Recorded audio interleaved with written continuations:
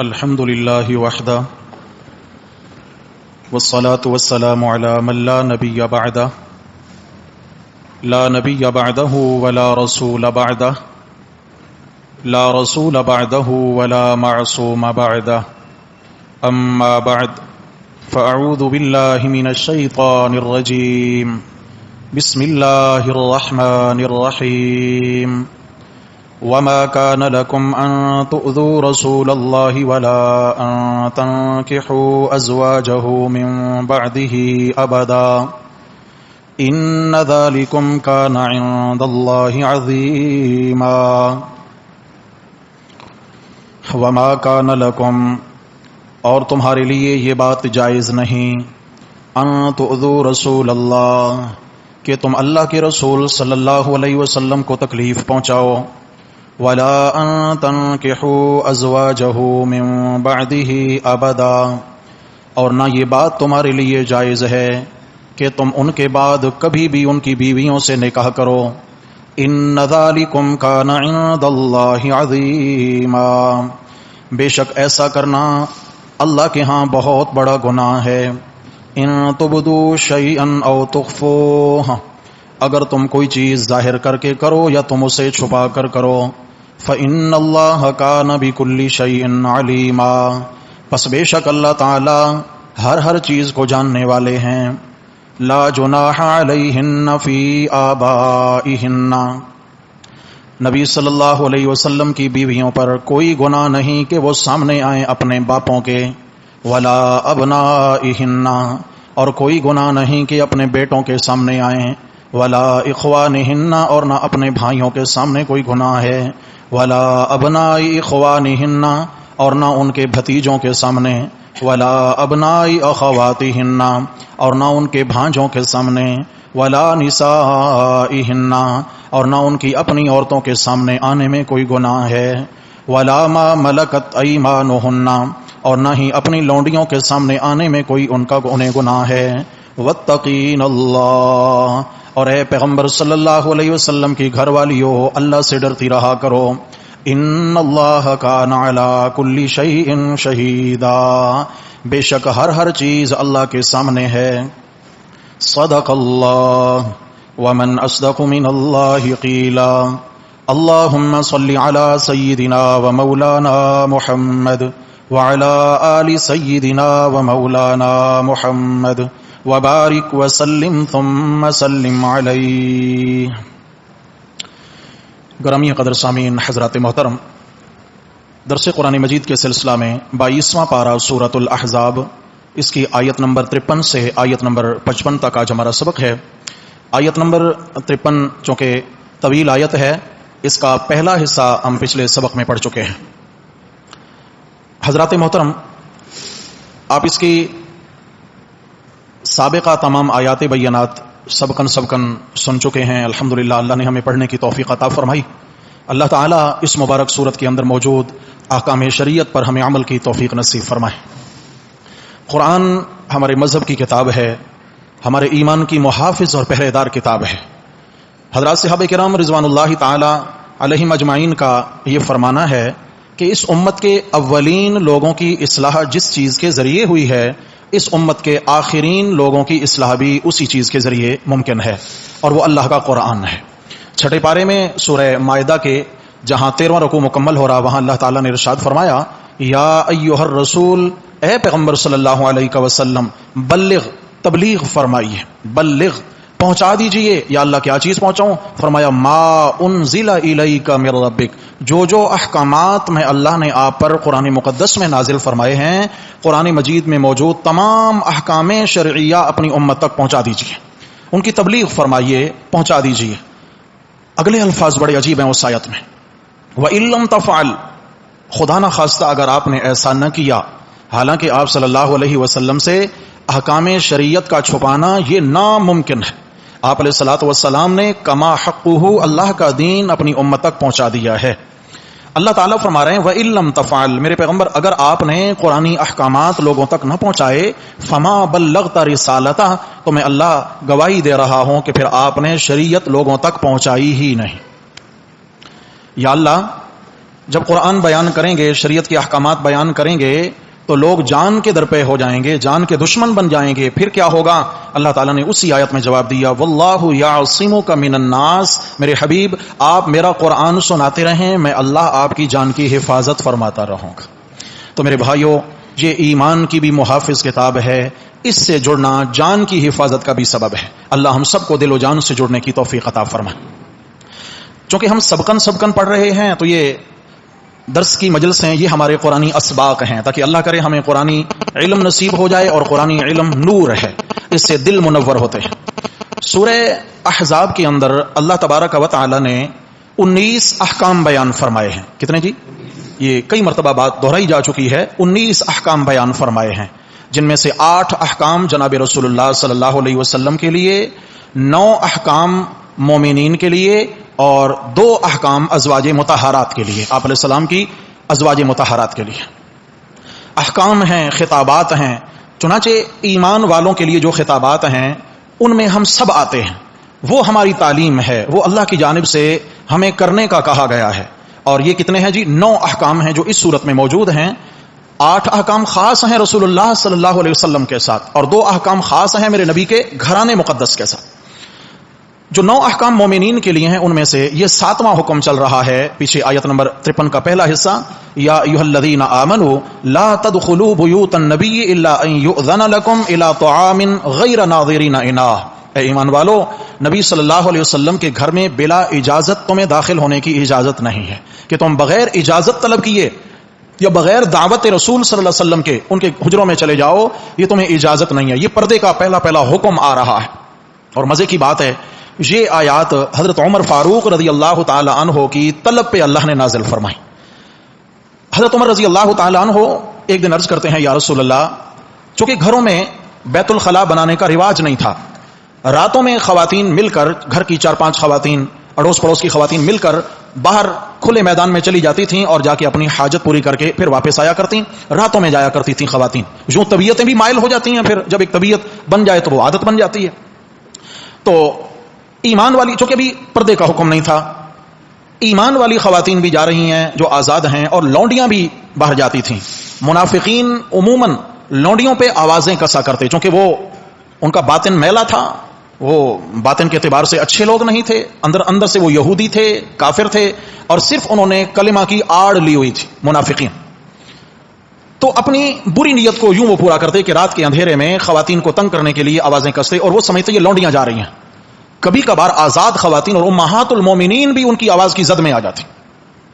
حضرت عمر رضی اللہ تعالی عنہ نے ایک دن آپ صلی اللہ علیہ وسلم سے شکایت کی، یا رسول اللہ، میری غیرت برداشت نہیں کرتی، ہمارے گھروں کی خواتین اس طرح باہر جائیں اور وہ بے پردہ جائیں اور پھر منافقین آوازیں کسیں. اگر پردے میں ہوں گی تو وہ پہچان لیں گے، چونکہ لونڈیوں کا پردہ نہیں ہوتا، تو لونڈیاں بغیر پردے کے ہوتی ہیں، اور آزاد مومنات جو ہوں گی وہ پردے میں ہوں گی، تو وہ تفریق کر پائیں گے، کم از کم ہماری عزتیں محفوظ ہوں گی.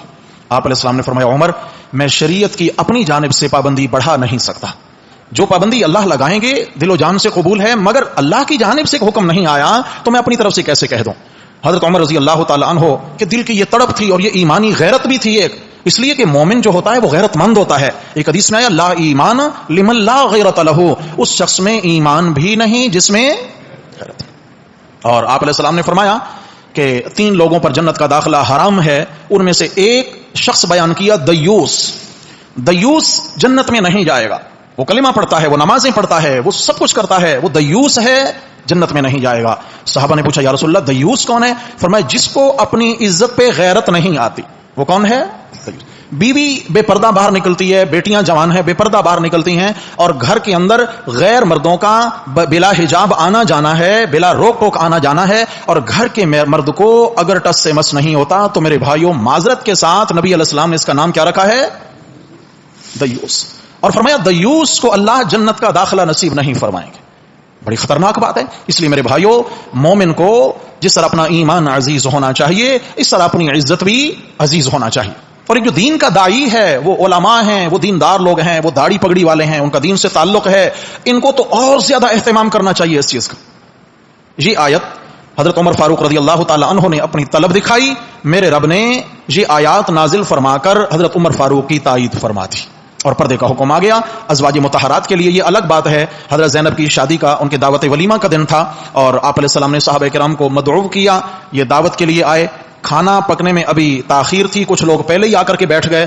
پہلے آ کے بیٹھنا, چونکہ حجرے تھے, تنگ رہائش تھی, آپ علیہ السلام کو ان کا پہلے آ کے بیٹھ رہنا یہ بھی ناگوار گزرا. اور کھانا کھانے کے بعد تو کچھ لوگ چوکڑی لگا کے بیٹھ ہی گئے اور ادھر ادھر کی گپ شپ میں مصروف ہو گئے. آپ صلی اللہ علیہ وسلم بار بار اٹھ کے باہر تشریف لے جاتے, زبان سے نہیں کہتے, حیا مانے تھی, گھر آئے بیٹھے ہیں, مہمان ہیں, ان کو خود سوچنا چاہیے. آپ علیہ السلام باہر تشریف لے جاتے, واپس آتے, پھر وہی لوگ بیٹھے ہوئے ہیں, آپ پھر چلے جاتے. بالآخر کسی کو خیال آیا کہ اللہ کے نبی صلی اللہ علیہ وسلم کو شاید حاجت ہے گھر میں اور ہم رکاوٹ ہیں, اٹھ کے وہ باہر گئے. نکلنے کی دیر تھی کہ اللہ تعالیٰ نے جبریل امین کو بھیج کر پردے کے احکامات نازل فرما دیے. حضرت انس رضی اللہ تعالیٰ عنہ فرماتے ہیں نبی علیہ الصلوۃ والسلام نے جو بھی دروازے پر تھے, آپ پر یہ آیتیں نازل ہوئیں اور وہ لوگ جا رہے تھے. آپ صلی اللہ علیہ وسلم نے فرمایا انس ان کو بتا دو کہ اب پردے کے احکامات آ گئے. حضرت انس آپ علیہ السلام کے پیچھے دوبارہ گھر میں آنے لگے, چونکہ یہ گھر کے خادم تھے اور ابھی 9 عمر لڑکے تھے. آپ علیہ السلام نے ان کے سامنے پردہ گرا کے ان کو دروازے پہ روک دیا, بیٹا پردے کے احکامات آ چکے ہیں, اب سے جو اللہ نے پابندی لگائی ہے وہ پابندی ہم پہ لاگو ہو چکی ہے. یہاں اس آیت میں ازواج مطہرات کے لیے پردے کے احکامات ہیں. مسلمان خواتین کے لیے مستقل احکامات کا ذخیرہ سورہ نور 18ویں پارہ کے اندر موجود ہے, وہ بھی ہم سب دروس میں پڑھ چکے, تو ان کے اندر موجود ہے. اللہ تعالیٰ نے یہاں ایمان والوں کو ایک تو یہ حکم دیا کہ نبی علیہ الصلوۃ والسلام کے حکم اور اجازت کے بنا ان کے گھر میں داخل نہیں ہونا.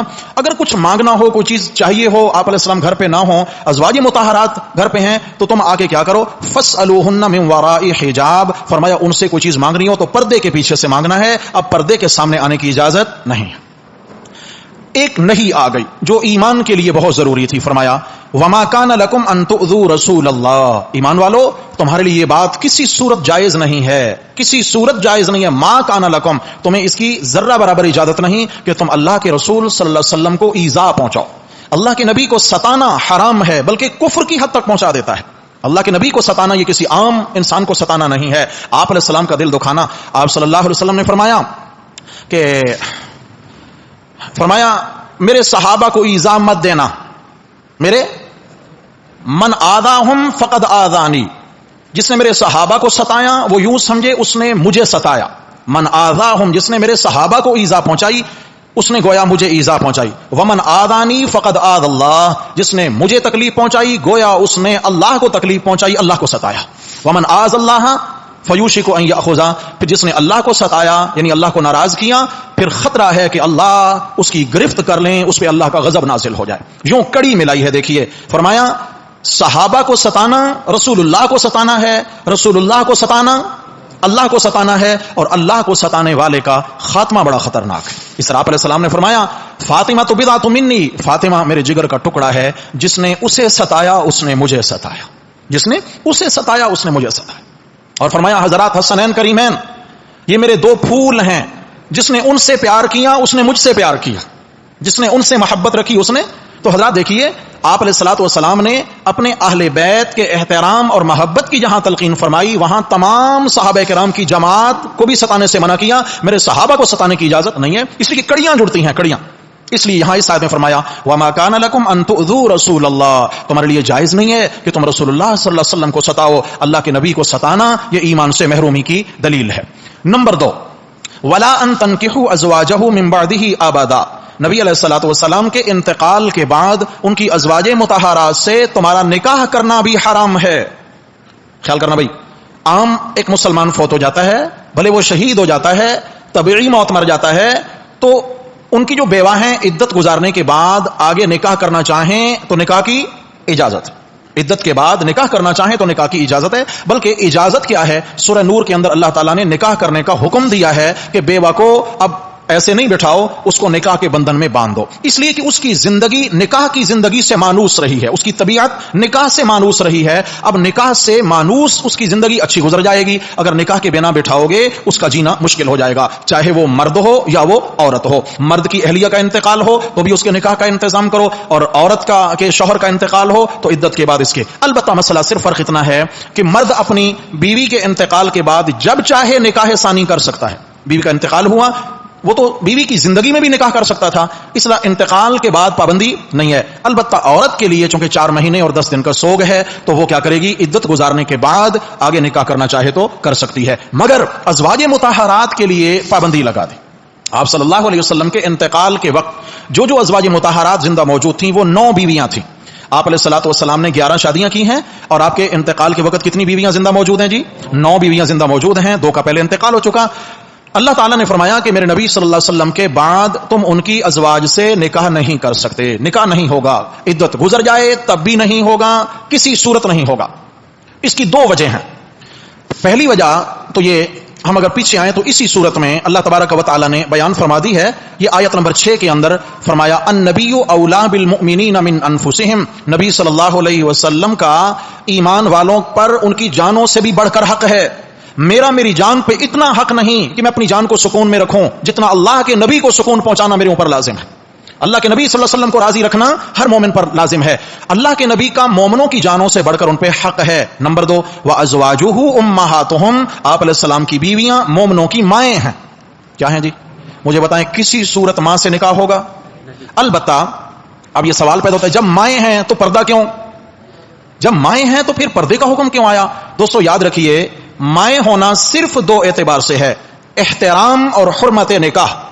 احترام ایسے کرو جیسے ماں کا, بلکہ سگی ماں سے بھی بڑھ کر عائشہ صدیقہ کا احترام کرنا ہے, سگی ماں سے بڑھ کر بھی سیدہ حفصہ کا احترام کرنا ہے, سگی ماں سے بڑھ کر بھی حضرت خدیجہ الکبریٰ کا احترام کرنا ہے. آپ صلی اللہ علیہ وسلم کا وہ حرم ہے, آپ علیہ السلام کی وہ عزت ہے, اس لیے ہمارے اوپر بھی فرض ہے احترام کرنا. نمبر 2, ایک تو کیا تھا احترام کے, دوسرا حرمت نکاح. نکاح نہ کرنے میں وہ ماں جیسی ہیں, جیسے ماں سے نکاح نہیں ہو سکتا یوں ازواج مطہرات سے بھی نکاح نہیں ہو سکتا. باقی احکامات غیر عورتوں جیسے ہوں گے, پردہ ایسے ہوگا جیسے کسی غیر عورت سے پردہ ہوتا ہے. وراثت کے اعتبار سے سگی ماں کا تو وراثت میں حصہ ہوتا ہے, لیکن ازواج نبی صلی اللہ علیہ وسلم کا عام مومنوں کے مال میں وراثت میں حصہ نہیں ہوگا. تو کتنے احکامات آ گئے؟ احترام کرنا بھی ماں کی طرف فرض ہے, اور نکاح نہ کرنے میں بھی حکم کن جیسا ہے؟ ماں جیسا. ایک تو وجہ یہ ہے, اللہ پاک نے اس آیت میں یہ بات ارشاد فرمائی کہ آپ علیہ السلام کے بعد ان کی ازواج مطہرات سے نکاح نہ کرو. ایک وجہ سمجھ آ گئی, چونکہ وہ کیا ہیں؟ ہم مومنوں کی مائیں ہیں. نمبر 2, یہ شرعی ضابطہ ہے کہ ایک خاتون کسی مرد سے نکاح کرتی ہیں اور اس کا شوہر اس کو طلاق دے دیتا ہے, یا اس کے شوہر کا انتقال ہو جاتا ہے, یہ دوسرا نکاح کر لیتی ہے, پھر وہ بھی انتقال ہو گیا یا طلاق دے دی, اس نے آگے تیسرا نکاح کر لیا عدت کے بعد. دن قیامت کے یہ سارے شوہر بھی جنت میں جائیں اور یہ خاتون بھی جنت میں جائیں, تو شرعی ضابطہ یہ ہے کہ یہ خاتون آخر والے شوہر کو ملے گی جنت میں. شاباش بولیے, کس کو ملے گی؟ جی, آخر والے شوہر کو ملے گی جنت میں. یہی زیادہ قوی نظریہ اور قول یہی ہے مفسرین کا, آخری شوہر کو. اب دیکھیے, نبی کریم صلی اللہ علیہ وسلم سے عزت, احترام اور مقام میں بڑھ کے کائنات میں کوئی شوہر ہو سکتا ہے؟ ازواج مطہرات کے لیے اگر عقد ثانی دوسرے نکاح کا دروازہ کھلا رکھا جاتا تو پھر کیا ہوتا؟ دن قیامت کے ازواج مطہرات تو دوسرے شوہر کو جنت میں ملتی, نبی علیہ الصلوۃ والسلام کی رفاقت سے محروم ہو جاتی. اللہ تبارک و تعالیٰ نے یہ ضابطہ بنا دیا, میرے نبی کے انتقال کے بعد ان کی ازواج کسی سے نکاح نہیں کر سکتی, تاکہ دنیا میں جس طرح وہ میرے نبی کی عزتیں تھیں, میں اللہ جنت میں بھی ان کو اپنے نبی کا حرم بنا کے رکھوں. ہاں جی, کتنی خوش نصیب ہے. اور پھر میرے رب نے اسی صورت کے اندر یہ دیکھیں 22ویں پارے کے بالکل آغاز کے اندر فرما دیا, یا نساء النبی لستن کاحد من النساء, اے نبی صلی اللہ علیہ وسلم کی گھر والیوں, کائنات کی تمام عورتیں مل کر تمہاری شان اور عظمت کا مقابلہ نہیں کر سکتی. تو اس لیے آپ صلی اللہ تعالی علیہ وسلم کی ازواج جنت میں کسی اور کو تو نہیں مل سکتی, البتہ دوسروں کی بعض خواتین آپ صلی اللہ علیہ وسلم کو اللہ جنت میں عطا فرمائیں گے. مثلا ایک صحیح حدیث میں آیا, آپ علیہ السلام نے فرمایا کہ فرعون کی گھر والی آسیہ رضی اللہ تعالی عنہا, اللہ نے اس خاتون کو ایمان کی دولت نصیب فرمائی. قرآن مجید کے اندر سورہ قصص میں بھی اس کی تعریف موجود ہے, سورہ تحریم کے آخر میں بھی اس کی تعریف موجود ہے. اللہ نے ان کی تعریف فرمائی ہے, بھرپور تعریف فرمائی ہے. موسیٰ علیہ السلام پر ایمان لائیں, فرعون نے ان کو اتنا ستایا, اتنا. فرعون جو تھا یہ اس کی سزا دینے کا ایک الگ انداز تھا. وَفِرْعَوْنَ ذِي الْأَوْتَادِ سورہ فجر میں ہے, وَفِرْعَوْنَ ذِي الْأَوْتَادِ, فرعون میخوں والا, کیلوں والا, میخیں, بڑی بڑی لوہے کی میخیں. جب وہ کسی کو سزا دیتا تو اس کو دیوار کے ساتھ کھڑا کر دیتا, لکڑی کے تختے اس کے پاؤں تلے دے دیتا, پاؤں کے اندر بھی کیلیں گاڑ دیتا, اور ہاتھ دیواروں سے یا تختے کے ساتھ لگا کے ہتھیلیوں میں بھی کیل گاڑ دیتا, اور یوں ایک بندہ تڑپ تڑپ کے جان دے دیتا. یہ اس کے سزا دینے کا طریقہ تھا, اور دنیا کا ظالم ترین انسان تھا.